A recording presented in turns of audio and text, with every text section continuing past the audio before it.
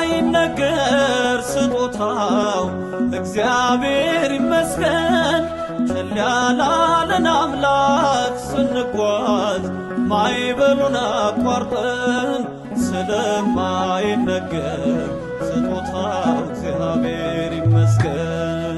ስለማይነገር ስጦታው እግዚአብሔር ይመስገን። ቸል ያላለን አምላክ ስንጓዝ ማዕበሉን አቋርጠን ስለማይነገር ስጦታው እግዚአብሔር ይመስገን።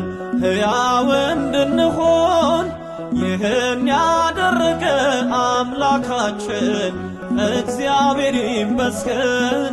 ስለማይነገር ስጦታው እግዚአብሔር ይመስገን። ስለማይነገር ስጦታው እግዚአብሔር